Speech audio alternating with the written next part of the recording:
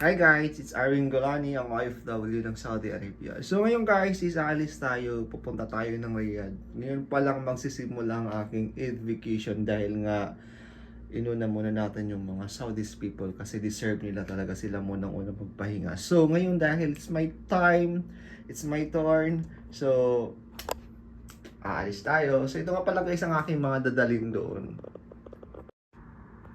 So ito guys ang aking dadalhin, mayroon akong dalang tatlong polo shirts kasi mahilig talaga ako sa mga polo guys. So ito yung susuotin ko pa uwi, and ito naman yung susuotin ko doon. Itong dalawa, ito yung pang ilalim, and then pantalon. So ang dala kong damit guys is pang 2 days guys. Ay pang 3 days pala kasi itong pang 3 days ko is yung pabalik na ako dito sa Jeddah. Ayan guys, pantalon, and meron akong siyempre, pabango kailangan natin yan guys. May dala ko 2 pirasong pabango, underwear, meron ako 3 piraso. Tapos, dito naman guys, ito meron akong toothbrush, pang shave, sabon, and ito, keratin. Tapos ito naman guys, ang laman nito is sapatos po. Isang sapatos lang dinala ko kasi maliit na bag lang dinala ko. And ito naman yung bags na pang accessories natin. And tuwalya, medyas. So yun lang guys ang aking dadalhin papunta doon. At saka syempre kailangan natin ng power bank. Ito naman yung bag ko na susuotin ko ngayon. So magpe-prepare muna ako guys, magbibihis muna tayo.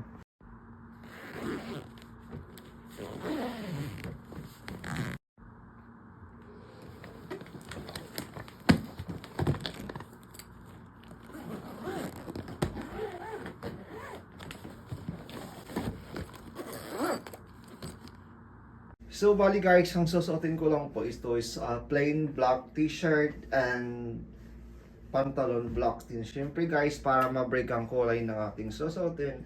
So magsusuot tayo ng jacket. Papatungan natin itong jacket na to para ma-break yung kulay ng ating sinusuot. Diba? Para makita pa rin tayo sa dilim. Ayan guys. Ayan lang. So, see you in Riyadh! So, nandito na ako guys sa labas ng bahay. So, nag-aantay tayo guys ng Karim.